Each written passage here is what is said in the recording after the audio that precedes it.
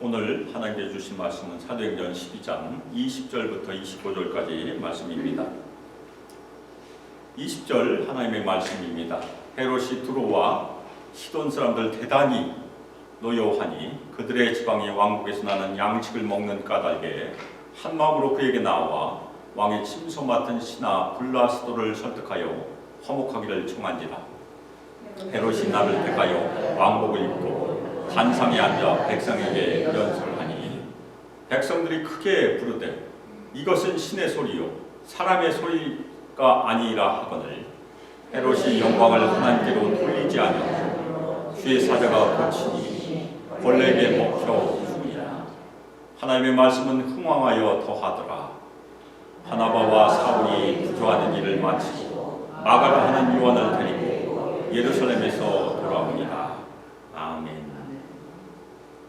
이 시간 벌레에게 먹혀 죽으니라 라는 설교 제목으로 주님의 말씀을 증거하도록 하겠습니다. 아담과 하와는 하나님과 같이 될 것이라는 뱀의 유혹을 받고 선악을 알게 하는 나무의 열매를 따먹고 타락을 하였어요. 아담과 하와가 타락함으로 인하여 모든 인류는 다 타락을 하였습니다. 그래서 타락한 인간이 가지고 있는 욕망이 무엇입니까? 역사 가운데 우리가 잘 아는 것처럼 계속해서 하나님처럼 되려는 욕망을 분출하였습니다. 성경에 나오는 애굽이나 바벨론이나 아수르나 바사나 다 그 왕들이 자신을 신이라고 하거나 아니면 신의 대리자라고 이렇게 주장을 했어요. 로마도 마찬가지입니다. 죽은 시저를 신으로 모시고 아우구스투스가 자신이 신이 됐죠. 그것이 로마의 또 얘기입니다. 모든 왕들이 자신이 신이라고 그렇게 주장을 하였어요.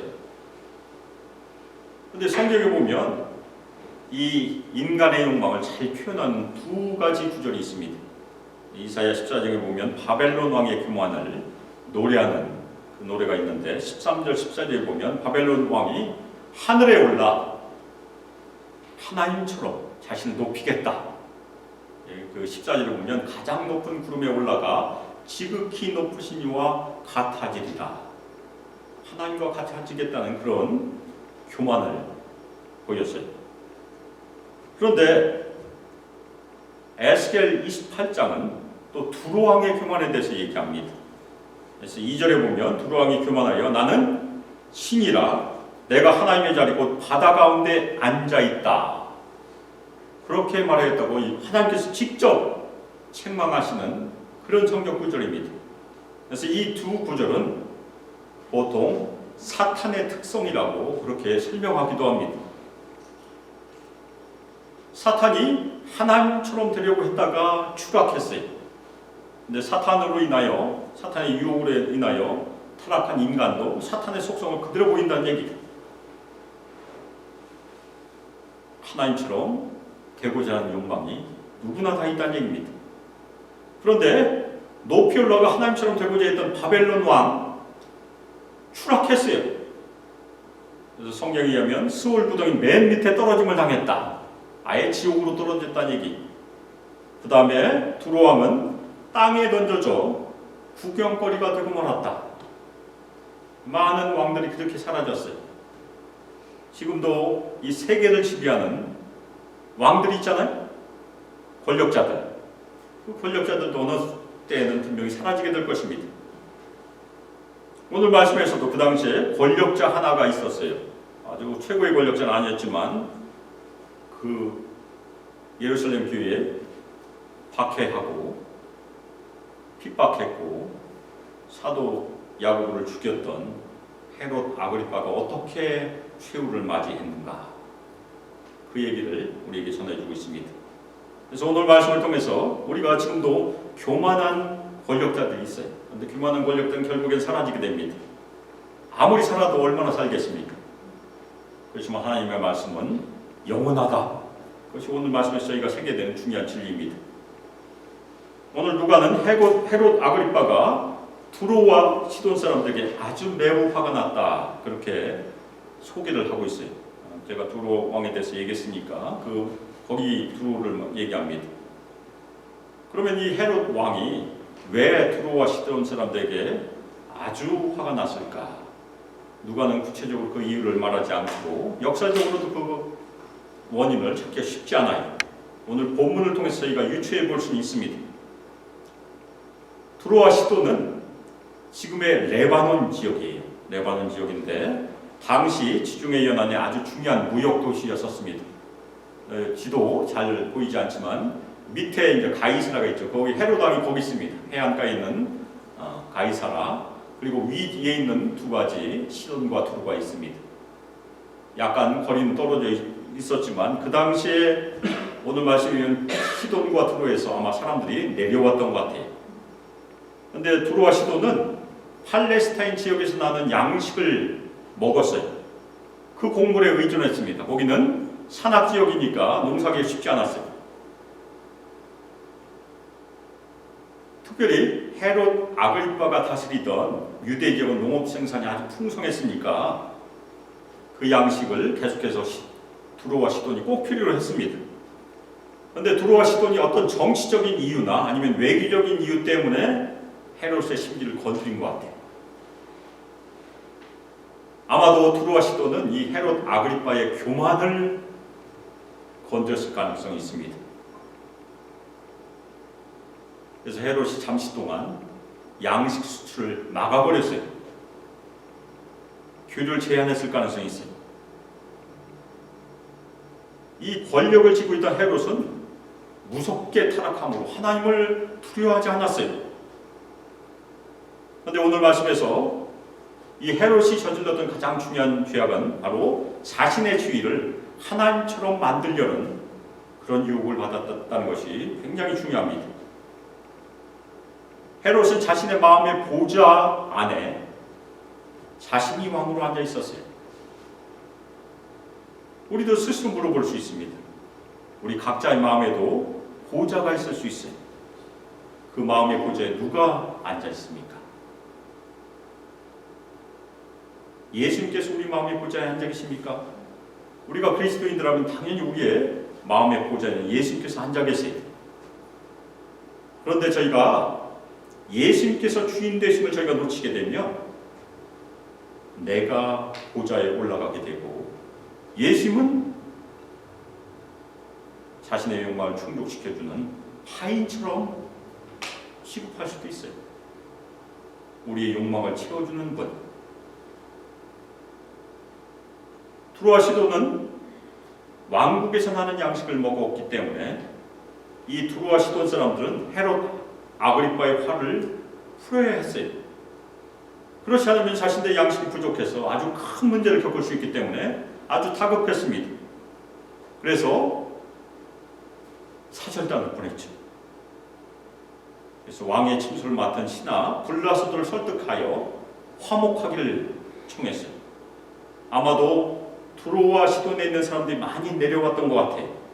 가이사라로 내려와서 헤롯 아글리빠를 아련하려고 했던 것으로 보입니다. 그래서 그 정해진 날이 있었어요. 그 정해진 날 헤롯은 왕실 의복을 입고 연단에 앉아서 거기 모인 백성들에게 연설을 시작했어요. 아마도 이 지정된 날이 두로와 시돈과 평화협정이 공개적으로 공포된 날이었을 것입니다.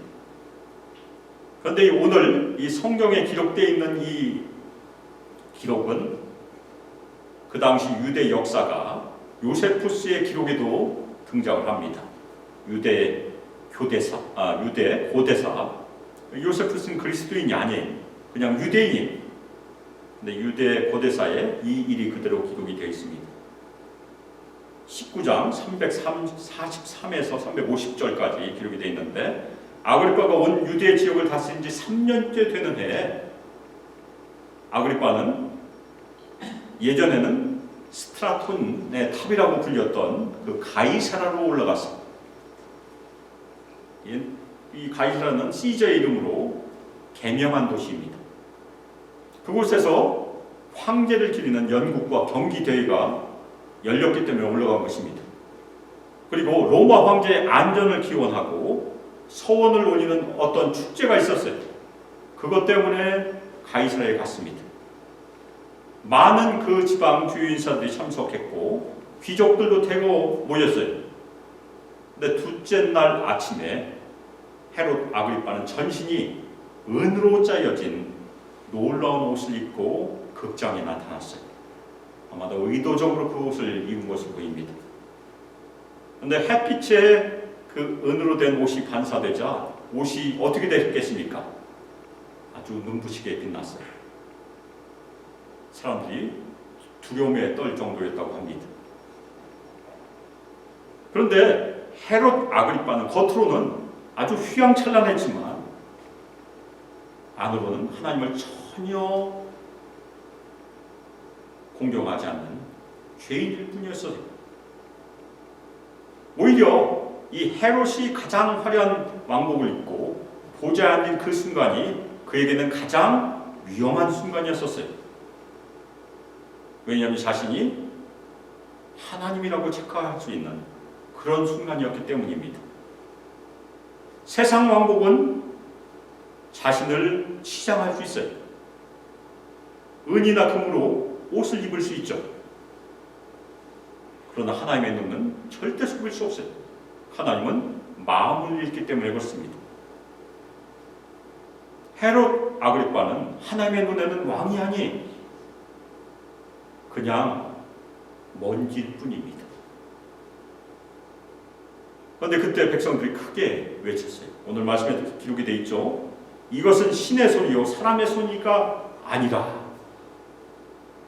역시 요세푸스도 이것을 기록하고 있습니다. 그때 아첨환자들이 여기저기서 이 사람은 신이다라고 외쳤습니다. 그들은 말하기를 지금까지는 당신을 인간으로만 경외했지만 이제부터는 신적인 존재로 인정하겠습니다. 우리에게 자비를 베푸소서 라고 외쳤다고 기록하고 있습니다. 헤롯 아그리빠가 가장 위험해진 순간에 백성들이 그를 신이라고 축제 세웠던 것이 사람의 칭찬은 마귀의 덫이 되고 만 것입니다. 사람들은 헤롯의 연설이 아니고 빛나는 외모를 좋아했어요. 그리고 헤롯의 능력이 아니고 그의 왕이라는 자리를 지금 찬양하고 있는 것이에요. 헤롯은 드디어 마귀의 덫에 걸리고 만 것입니다. 우리 그리스도인들에게도 교회 안에도 그런 덫이 있어요. 우리 안에도 스스로 높아지려는 욕망이 다 있다는 얘기입니다. 그런 유혹은 늘 있어요. 우리가 이 땅에서 늘 그 욕망을 버리고 겸손하게 자신을 낮추는 것이 주님의 가르침이에요. 그리고 그것은 예수님께서 우리에게 친히 보여주신 십자가의 길입니다. 우리가 올라가게 되면 하나님께서 반드시 우리 교만을 꺾으실 것이기 때문입니다. 헤롯은 그 불교한 찬사를 거부하지 않았어요. 그 찬사에 대해서 아무런 책망도 하지 않았어요. 그냥 받아들인 것입니다. 헤롯 아그리빠는 하나님께서만 받으셔야 할 그 찬사를 자기가 받은 것이에요. 헤롯 아그리빠가 하나님을 두려워했다면 당연히 그것을 거절하고 하나님께 영광을 돌려야 했습니다. 나중에 저희가 살펴보겠지만 바나바와 바울도 그런 일이 있었잖아요. 제우스 신이다, 헤르메스 신이다. 그래서 사람들이 바울과 바나바에게 제사를 드리려고 했던 적이 있었어요. 그때 뭐라고 했습니까? 우리는 사람이다. 옷을 찢고 말렸어요.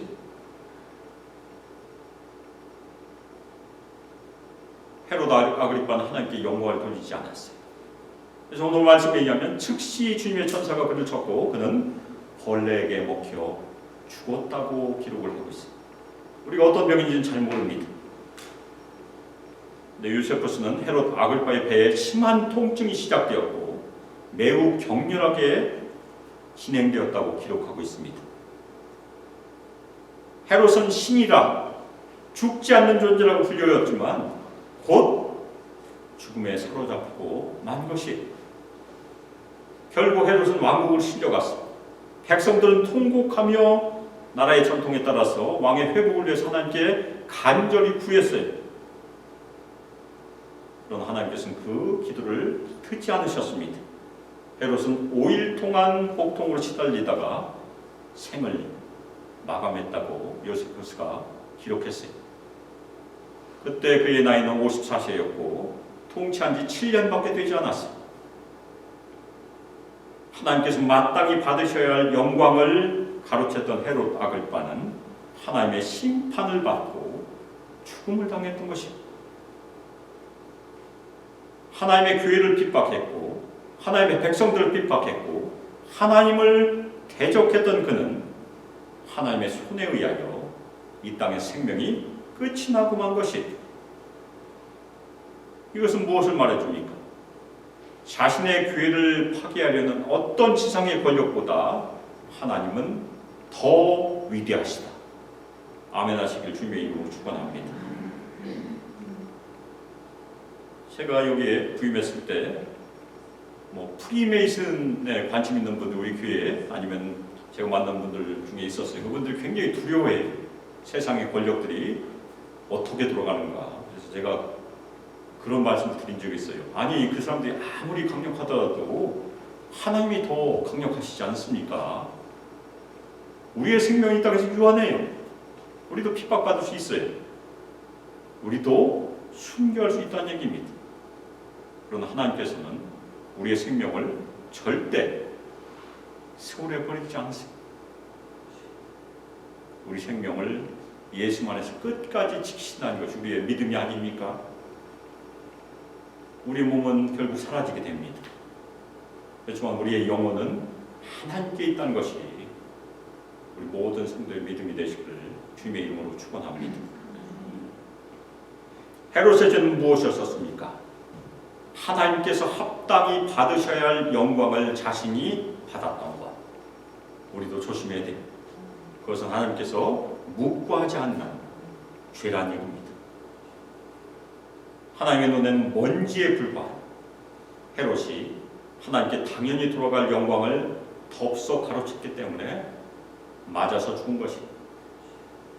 이사야 41장 8절이 하나님은 자신의 영광을 다른 자에게, 자신의 찬송을 우상에게 주지 않으신다고 노래하고 있습니다. 나는 여호와이니 이는 내 이름이라. 나는 내 영광을 다른 자에게, 내 찬송을 우상에게 주지 아니하리라. 주님의 말씀이에요. 그래서 우리 모든 성도들도 이 땅에서 하나님께 영광을 올리는 복된 성도들이 다 되시기를 주님의 이름으로 축원합니다. 헤롯이 죽자 그 결과로 주님의 말씀은 계속해서 성장하고 번성했어요. 예루살렘 교회가 내적인 박해, 외적인 박해를 다 극복을 하며 항상 성장과 번성이라는 결과로 이어졌습니다. 헤롯 아그리빠는 유대 지역, 사마리아 지역, 갈릴리 지역 그 근방을 통치하는 왕이었었어요. 근데 그 왕이 교회를 핍박했을 때는 잠시 동안 주춤했겠죠. 근데 헤롯 아그리빠가 죽었기 때문에 다시 유대와 사마리아와 갈릴리와 그 근방에서 주님의 복음이 계속해서 전파되고 있다는 그런 결론이, 하나님의 복음의 물결은 인간이 막을 수 없다는 얘기입니다. 헤롯이 죽음을 당함으로 헤롯은 더 이상 말을 할 수 없어요.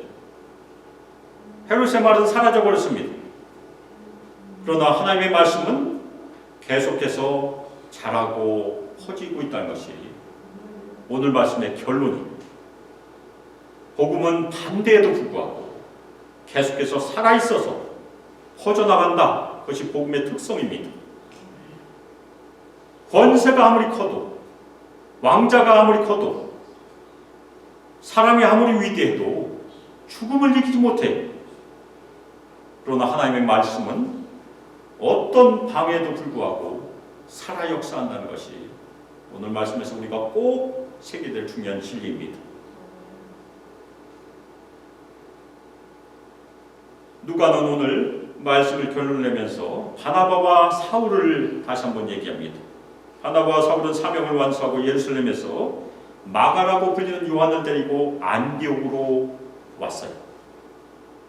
이것은 무엇을 말해줍니까? 헤롯 아그리빠가 예루살렘 교회를 핍박하고 박해하고 야고보 사도도 죽이고 베드로를 투옥하고 하는 모든 일 가운데 세상에는 그런 일들이 벌어졌어요. 그 다음에 헤롯이 죽음을 당했죠. 그 세상의 혼란한 가운데서도 하나님 나라의 일은 계속되고 있다는 것을 보여주고 있는 것이 지금도 마찬가지. 세상이 아무리 혼란해도 하나님 나라의 일은 계속해서 진행되고 있다는 얘기입니다. 바나바 사울은 큰 흉년으로 어려움을 겪고 있는 예루살렘 성도들에게 부조를 전해주고 돌아왔어요. 사명을 완수했어요. 안디옥 교회 성도들의 사랑을 예루살렘 교회 성도들에게 전달해 주는 것을 완수했습니다. 근데 돌아올 때 둘만 돌아온 것이 아니고 바나바의 생제, 우리 번역은 생질이라고 번역을 했는데 영어 번역은 또 사촌이라고 번역을 해요. 생질 혹은 사촌, 우리가 정확히 모르지만 친척이죠. 그래서 마가라고도 불리는 요한, 요한은 유대인의 이름이고 마가는 헬라식 이름입니다.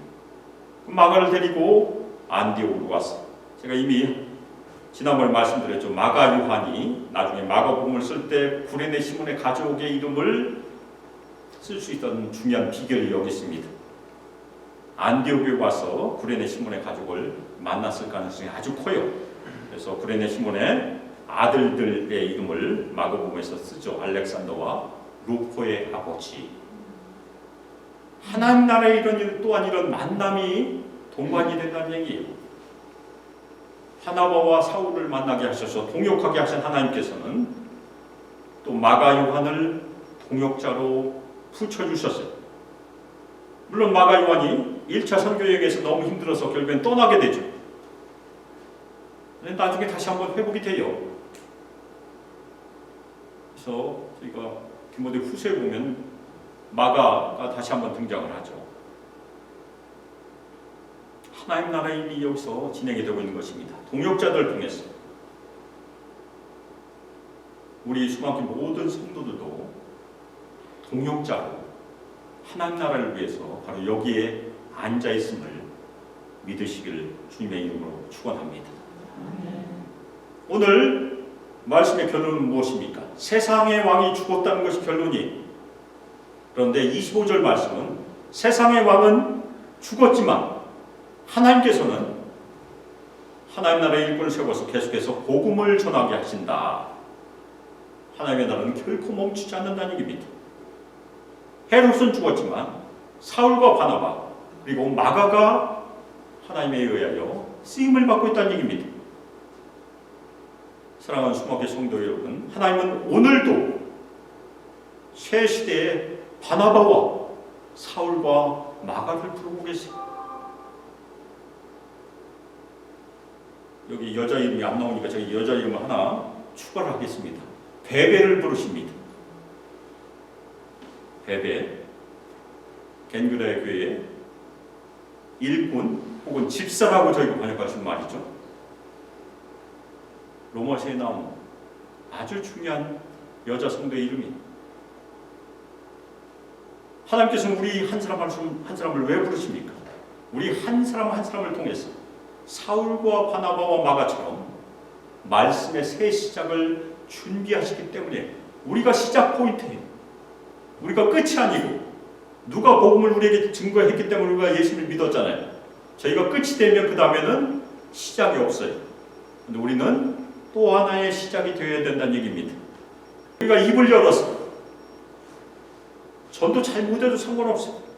우리가 입을 열어서 주님의 복음을 전하기 시작하면 우리 각자로부터 새로운 시작이 될 수 있음을 꼭 믿으시기를 주님의 이름으로 축원합니다. 특별히 올해 북미 원님 선교 참여하신 분들, 저희가 거기 가면 또 한국말로 전도 못하죠. 영어로 해야 돼요. 영어로. 우리가 떠듬떠듬이라도 영어를 할 수 있어요.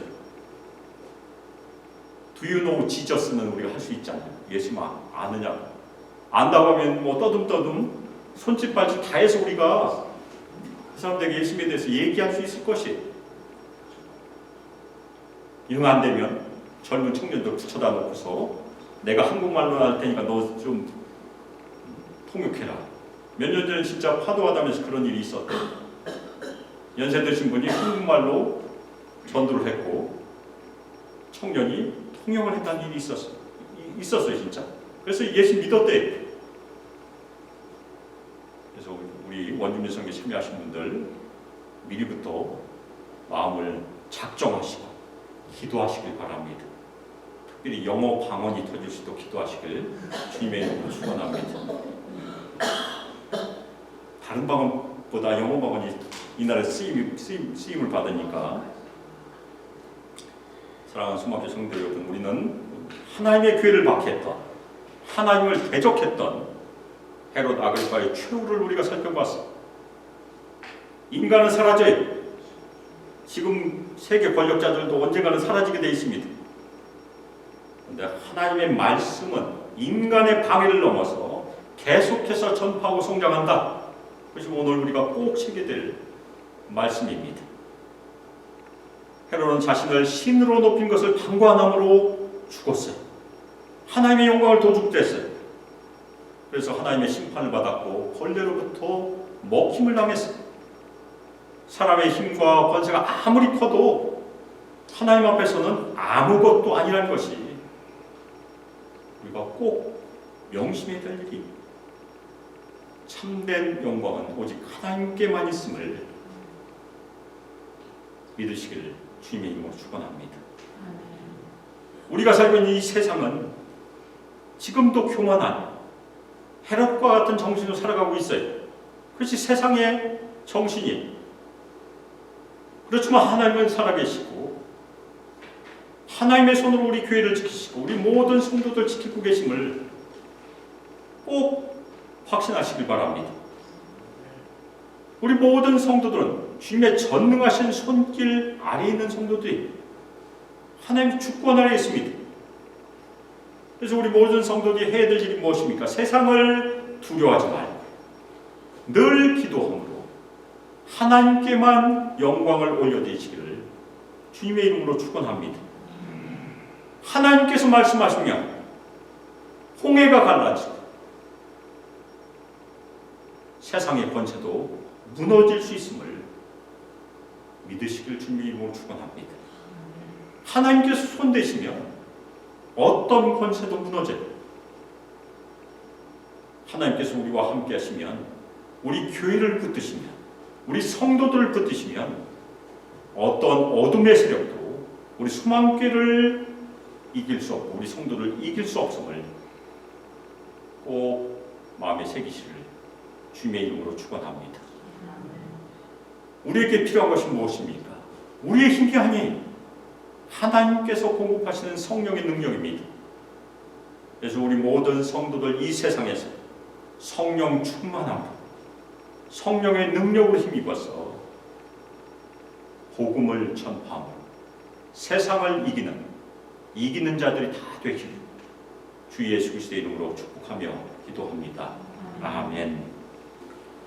이제는 주 예수 그리스도의 은혜와 하나님의 사랑으로 성령 하나님의 교통 교제하심과 우리에게 권능을 부어주시고 충만히 마시고 우리 모든 성도를 인도하시고 이 땅에서 예수를 늘 신실하게 믿고 주님께 엎드려 순종하며 예수님께서 남기신 그 팔자취를 따라서 주님께 온전히 복종하며 이 세상을 두려워하지 않고 오직 하나님을 경외하고 주님의 성령의 능력에 힘입어 복음을 전파하며 세상을 이기기를 소망하며 결단하니 우리 수많게 모든 성도들과 청년들과 유수 아이들에게 영원토록 함께하기를 주 예수 그리스도의 이름으로 축복하며 기도합니다.